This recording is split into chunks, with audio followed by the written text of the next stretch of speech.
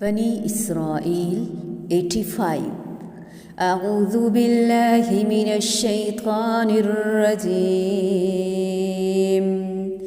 وَيَسْأَلُونَكَ عَنِ الرُّوحِ قُلِ الرُّوحُ مِنْ أَمْرِ رَبِّي وَمَا أُوتِيتُم مِّنَ الْعِلْمِ إِلَّا قَلِيلًا۔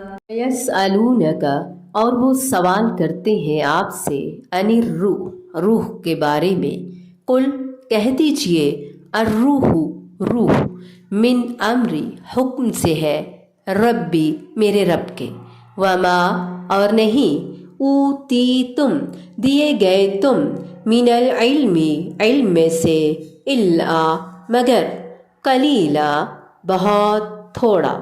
اور یہ لوگ آپ سے روح کے بارے میں سوال کرتے ہیں، آپ جواب دے دیجئے کہ روح میرے رب کے حکم سے ہے اور تمہیں بہت ہی کم علم دیا گیا ہے۔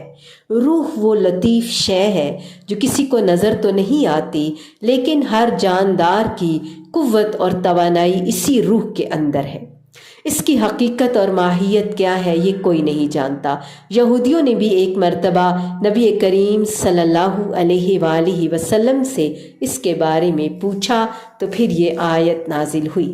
آیت کا مطلب یہ ہے کہ تمہارا علم اللہ رب العزت کے مقابلے میں قلیل ہے، تھوڑا ہے، اور یہ روح جس کے بارے میں تم پوچھ رہے ہو، اس کا علم تو اللہ تعالیٰ نے انبیاء سمیت کسی کو بھی نہیں دیا۔ بس اتنا سمجھو کہ یہ میرے رب کا امر ہے، حکم ہے، یا یہ میرے رب کی شان میں سے ہے جس کی حقیقت کو صرف وہی جانتا ہے، یعنی وحی کے ذریعے سے وہ ہمیں بتا رہا ہے روح کے بارے میں۔ روح کا لفظ قرآن مجید میں کئی معنوں میں استعمال ہوا، جیسے وحی، قوت، ثابت قدمی، یا پھر جسم کے اندر، بدن کے اندر۔ روح سے مراد وہ چیز جس سے بدن کو زندگی حاصل ہوتی ہے۔ ہر شخص یہ مشاہدہ کرتا ہے، کوئی اس سے انکار نہیں کر سکتا۔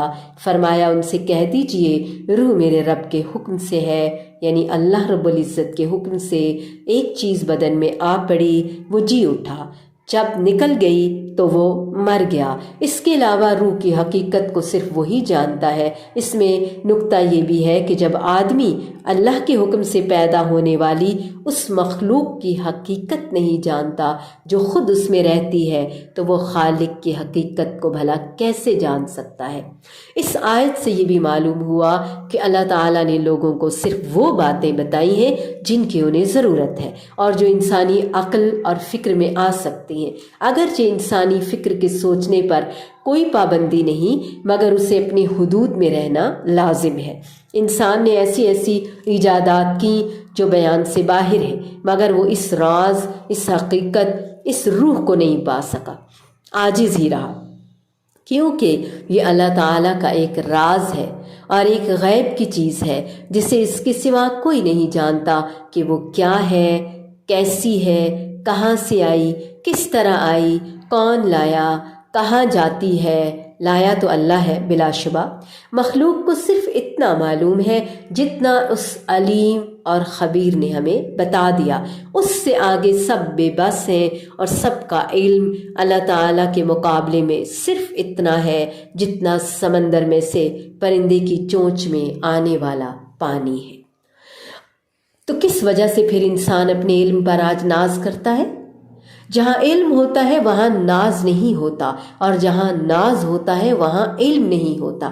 اللہ تعالیٰ ہمارے علم کی یہ بات، اس کی کلی کھول کر بیان کر رہے ہیں کہ تم نے علم سے کم ہی بہرہ ہوئے ہو، کم ہی پایا ہے، یعنی تمہیں تھوڑا ہی علم دیا گیا ہے تمہارے فہم اور فراست اور ادراک اور ضرورت کے مطابق۔ روحانی زندگی کے حقائق بس جتنے اللہ تعالیٰ نے دے دیے وہ ہم جان گئے، ورنہ اس کی تو الف با جیم دال ابجد سے بھی ابھی تک کوئی واقف نہ تھا۔ رہے مادی علوم تو وہ بھی ہم نے ٹھوکریں کھا کھا کر سیکھے، غلطیاں کر کر کے حقائق تک ہم پہنچے۔ مثلاً پہلے شوگر مریض کو ڈھیر ساری چینی کھلا دی جاتی تھی، شوگر پیشنٹ کو، یعنی وہ یہ سمجھتے ماہر ڈاکٹروں کے ہاتھوں کے بیچارے کی شوگر پیشاب میں نکل گئی ساری کی ساری، اس لیے اسے زیادہ سے زیادہ شوگر کھلاؤ۔ پھر تجربات کے ذریعے آہستہ آہستہ آہستہ آہستہ علم کی سربلندیاں، علم حاصل کرتا گیا، بلندیاں پاتا گیا، اکڑتا گیا، غرور کرتا گیا، ناز اور فخر کرتا گیا اور منہ کے بل گرتا گیا۔ اے اللہ ہماری حفاظت فرما، ہمیں غرور اور تکبر سے بچا، آمین۔ وَيَسْأَلُونَكَ عَنِ الرُّوحِ قُلِ الرُّوحُ مِنْ أَمْرِ رَبِّي وَمَا أُوتِيتُم مِّنَ الْعِلْمِ إِلَّا قَلِيلًا